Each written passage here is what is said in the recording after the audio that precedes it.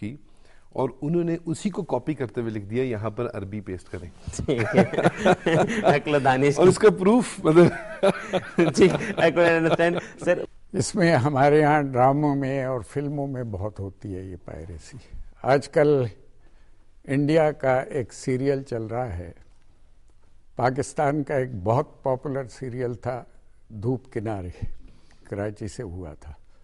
India کا ایک serial چل رہا ہے کاپی ٹو کاپی اس کی, ان کے اپنے ان کے ساتھ آتھر بھی اپنا ہے, ایکٹرز بھی وہ سارے, اور بغیر کسی حوالے کے وہ پوری کی پوری جو سیریز تھی اس کو انہوں نے کاپی کیا ہوا. لیکن اچھا دوسرا مہدی صاحب یہ تو اگر ہم تھوڑے سے پبلش پرنٹنگ میڈیا سے ہٹ جائیں, آئیڈیا ایکسچینج تو ہوتا ہے, کسی سے انسپائر ہونا, کسی سے آئیڈیا لینا, کتنا ڈفرنس ہوگا آپ کسی سے انسپائر لینا اور کاپی کرنا؟ نہیں دیکھیے, انسپائر ہونا, حوالہ دے کے کسی کو کچھ کرنا.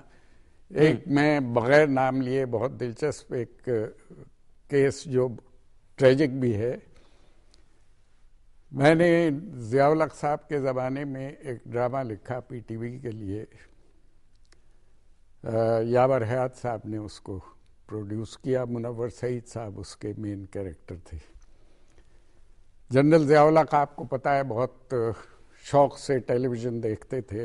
انہوں نے اس ڈرامے پہ 3 اعتراضات کر کے اس کا کیسٹ منگوا لیا اور یہ کہا پی ٹی وی کو کہ اس کو دوبارہ ان 3 چینجز کے ساتھ پروڈیوس کیا جائے. انہوں نے 3 اعتراض کیے کہ ایک تو اس میں جو مین کیریکٹر ہے جو بدماش ہے, میری تھیم یہ تھی کہ ہر برے آدمی میں ایک اچھا آدمی بھی ہوتا ہے, اس کو ڈھونڈنا چاہیے.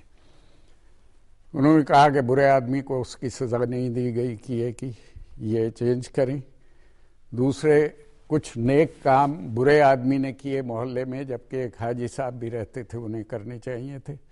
اور تیسرے یہ کہ ہیرو جو ہے اس کا ٹیپ کا بند ہے جو بار بار کہتا ہے, استعمال کرتا ہے کہ چائے پی کے جانا, جبکہ میں چائے کے خلاف ساری قوم کو کہہ رہا ہوں کہ اس پہ بہت فورن ایکسچینج. افسوس کی بات یہ ہے کہ 15 دن بعد وہی ڈرامہ اسی کاسٹ کے ساتھ ان 3 چینجز کے ساتھ ہوا, اور اس پہ ایک بہت بڑے ہمارے ڈرامہ لکھنے والے جو پی ٹی وی کے ہیں ان کا نام بھی تھا. اتفاق سے میری ملاقات ایک فنکشن پہ منور سعید صاحب سے ہو گئی. انہوں نے مجھے دیکھتے ہی معذرت کی اور یہ کہا کہ مہدی صاحب میں بہت شرمندہ ہوں. میں نے کہا نہیں, آپ ایک پروفیشنل ایکٹر ہیں, اور جنہوں نے وہ ڈرامہ لکھا وہ بھی ایک پروفیشنل رائٹر ہیں. میں اوکیجنل رائٹر ہوں, کبھی کبھی شوقیہ لکھ دیتا ہوں, میرا مسئلہ نہیں ہے, میں روزی اس سے نہیں کماتا.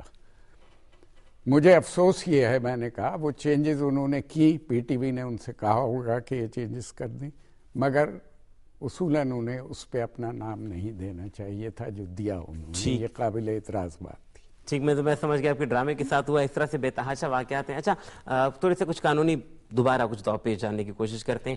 لا موجود ہے, کتنے مضبوط لاز ہیں, اور کیا کورٹس کے اندر ان کی ہیئرنگ کو بھی اسی طرح ریسپیکٹ دی جاتی ہے؟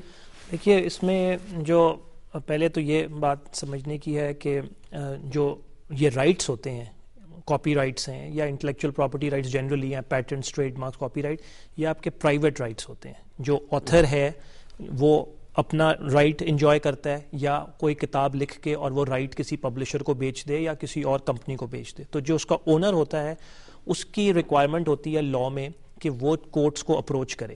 اس میں ایسی بات نہیں ہے کہ پائرسی ہو رہی ہے اور جا کے جو ہے کسی اتھارٹی نے جا کے چیک کرنا ہے. تو جس کا رائٹ ہے وہ جا کے کورٹ کو اپروچ کرے. اس میں لا کافی مضبوط ہے, گو کہ اس میں کچھ گنجائش ہے مزید امپروو ہونے کی. لیکن ہمارے کورٹ کے اندر اتنے بڑے بڑے کیسز جہاں پہ ہم کرائم, کرمنل کیسز, باقی کیسز ڈیل کرتے ہیں, اس طرح سے انہوں نے کہا کہ 15-20 دن لگتے ہیں. کورٹس کے اندر ڈیلیز ضرور ہیں, امپلیمنٹیشن بھی ہے. جو اپروپریٹ کیس ہوتا ہے جہاں پہ پارٹیز پرسو کرتی ہیں, کورٹس اس کو ڈیو رسپیکٹ دیتے ہیں. انٹرنیشنل کوئی کینڈیڈیٹس اگر کلیم کرنا چاہے کہ اس کے رائٹس کو ڈیمیج کیا گیا, کیا انٹرنیشنل کورٹس کے ساتھ بھی ٹریٹی ہوتی ہے کہ کس طرح سے ہے؟ دیکھیے, اس میں یہ ہوتا ہے کہ پاکستان جو ہے نا وہ 2 ٹریٹیز ہیں مشہور, جو پاکستان ایک برن کنونشن ہے اور ایک یونیورسل کاپی رائٹ کنونشن ہے. پاکستان دونوں کنونشنز کا سگنیٹری ہے. اس کا کانسیپٹ یہ ہے کہ جو پاکستانی آتھر ہے وہ اگر پاکستان میں کوئی چیز کریٹ کر رہا ہے تو اس کی کاپی رائٹ آٹومیٹکلی ان سارے ممالک کے اندر ریکگنائزڈ ہوگی جو کہ اس ٹریٹی کے سگنیٹری